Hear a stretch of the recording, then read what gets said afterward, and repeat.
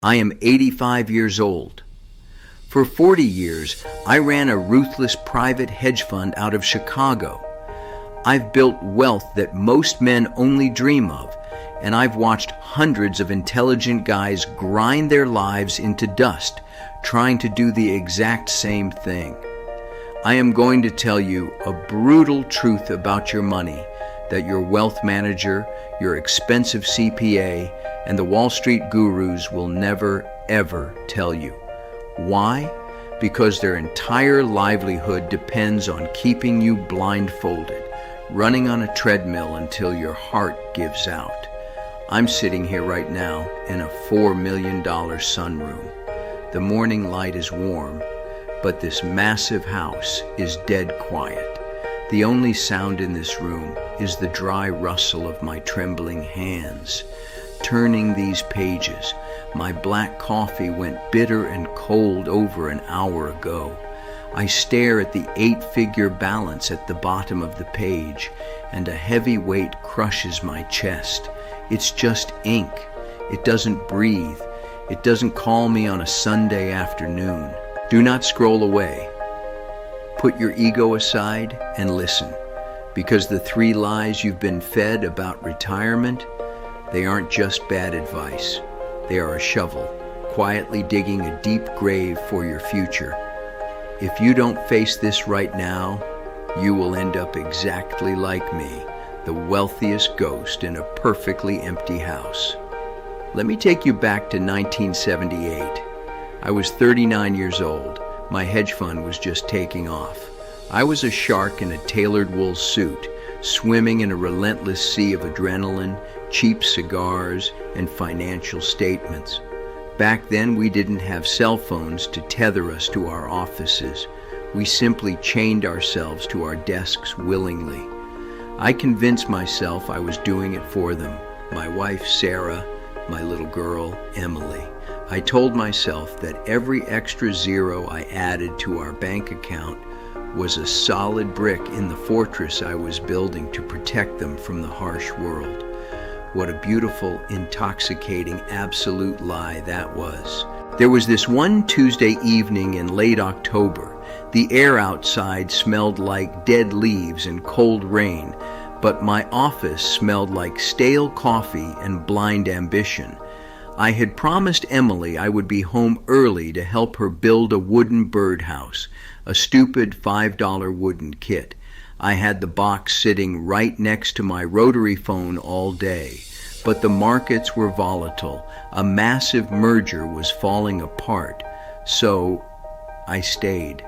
When I finally pulled into the driveway, it was past midnight. The house was completely dark. I walked up the stairs, my expensive leather shoes trying to be quiet on the hardwood. I stopped outside Emily's door. I didn't open it. I just stood there in the dark, and I saw it.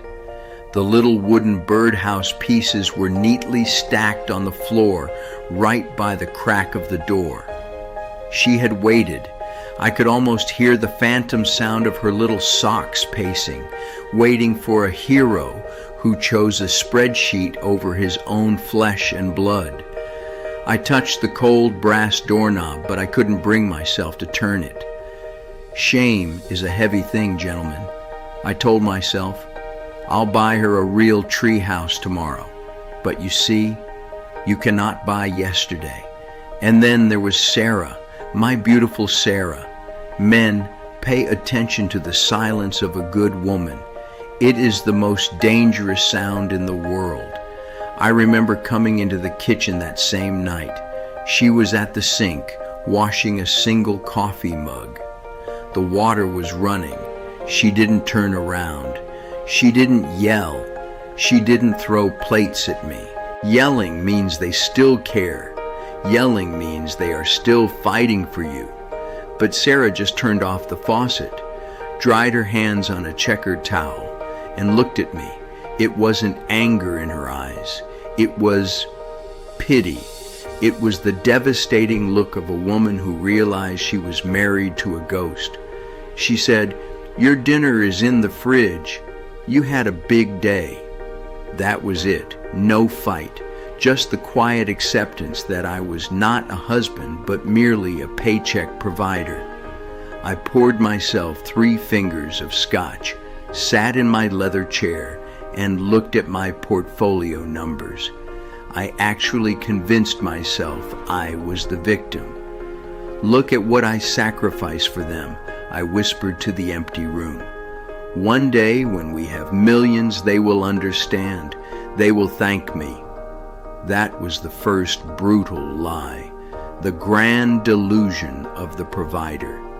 We build a massive mountain of gold only to realize, decades later, that we buried our own family underneath it. Now, fast forward to today. I am 85 years old. That massive mountain of gold is fully built. My portfolio generates more passive income in a single month than most hardworking men make in a decade. I have a dedicated team of wealth managers, estate lawyers, and tax specialists who call me sir and politely laugh at all my terrible jokes. But you know who doesn't call me? Emily. This morning, I sat right here in this expensive chair and I typed out a text message to my daughter. It took me 10 agonizing minutes because these old arthritic fingers don't move the way they used to. I wrote, "Thinking of you, would love to see the kids this weekend." I hit send. I stared at the glowing screen. I watched the little gray text appear at the bottom. Read. And then, nothing. No 3 little typing dots. No, "I'm busy, Dad." Just absolute silence. The exact same silence I gave her outside her bedroom door in 1978. The universe has a remarkably cruel way of balancing the scales, doesn't it? We harvest exactly what we plant, and I planted absence. I stood up, my knees popped, a sharp pain shooting up my lower spine. A daily reminder that no amount of millions can buy back the cartilage you ground away sitting in first-class airplane seats and stressful boardrooms. I walked over to this massive custom-built bay window and looked out. Next door, there's a guy named Tom. Tom was a high school history teacher. He drove a beaten-up Honda Civic for 20 years. I used to pity him. I used to watch him mowing his own lawn on Saturday mornings and think, what a tragic lack of ambition. Today, Tom's driveway is packed with minivans and bicycles. There is cheap hot dog smoke billowing from his rusty charcoal grill. I can literally hear the noise through my double-paned, soundproof glass. The screaming of toddlers, the clinking of cheap beer bottles, the roar of genuine laughter. Tom is sitting in a $15 plastic lawn chair, surrounded by 3 generations of his bloodline. He looks like a king holding court in his kingdom. And I am standing in a $4 million fortress, completely, utterly alone. I pay a private chef to come in 3 times a week. Tonight, I will eat a perfectly cooked, dry-aged Wagyu steak. It will be placed on exquisite bone china. I will sit at the head of a 12-foot mahogany dining table. The only sound will be the scraping of my silver fork against the plate and the low, droning hum of the financial news network on the flat screen. The newscasters will talk urgently about interest rates, inflation, and market caps, and I will sit there, chewing my expensive food, realizing that none of it matters. The money is just a high score in a video game that nobody else is playing anymore. I won the game of capitalism. I conquered the market, but I lost the only game that actually mattered. The silence it leaves behind is deafening. Look at me. Look into these 85-year-old eyes. Why do we do this to ourselves? Let's strip away the noble bullshit about providing for the family. That's just the mask our ego wears. The brutal truth? We are terrified. We are terrified of being insignificant, of being weak, of not being respected. So, we forge money into a heavy suit of armor to hide our insecurities. And because of that fear, we swallow 3 fatal lies that Wall Street and society happily feed us. Lie number 1, more is always safer. You have a magic number in your head right now, don't you? 2 million, 5 million. You think when you hit it, you'll finally exhale. It's a mirage. I hit my number at 45. Do you know what I did? I moved the goalpost. Because the danger isn't financial, gentlemen. It's existential. Safety is an illusion sold by men who want to charge a 1% management fee on your life's blood. More doesn't make you safe. It just makes you paranoid about losing it. Lie number 2, retirement is a finish line. You actually believe you're going to grind yourself to the bone until you're 65, cross some imaginary tape, and magically morph into a joyful grandpa playing golf. Listen to me. Golf is a hobby, not a purpose. Men without a clear, soulful purpose die quickly. Or worse, they survive in a state of living rigor mortis, trapped in recliners, watching cable news all day, just waiting for the clock to run out. Retirement without a deep connection to your family or your community is just a very expensive waiting room for the cemetery. And lie number 3, the deadliest of them all. Money can buy back time later. You tell yourself, I'll take Sarah to Tuscany when things slow down.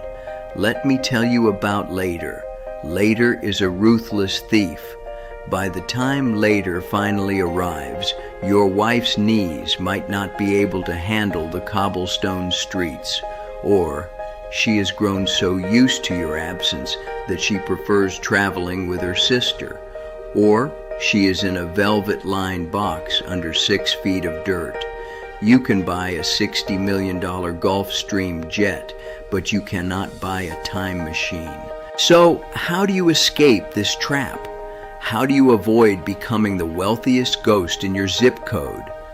You start by making 3 agonizingly difficult choices right now, while you still have the breath in your lungs to make them. Action number 1, stop accumulating numbers and start accumulating presents. Cancel the weekend tea time with your broker. Drive to your kids' house, sit on their cheap rug, and play with your grandchildren until your knees ache. Let them spill apple juice on your expensive watch. That stained watch will be worth more to your soul than any Rolex in a vault. Action number 2, stop using your checkbook as a parenting tool or a marital band-aid. A $50,000 check does not erase 20 years of missing dinner. Look at your wife tonight, the woman who stood by you when you were nothing but potential. Give her your undivided, unfiltered attention. Ask her what she dreams about, not what she wants to buy. Action number 3, audit your emotional assets with the same ruthlessness you audit your stock portfolio. Where are you bankrupt? Who do you owe an apology to? What relationships are in the red?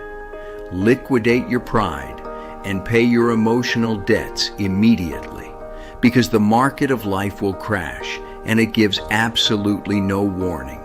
I am 85 years old. I have outlived my friends, my beautiful wife, and the era that made me rich. Do you know what true freedom is? It is not a private jet. True freedom is a hospital room filled with people weeping because they will miss your soul, not people whispering in the hallway about your will. I am telling you this because I cannot go back.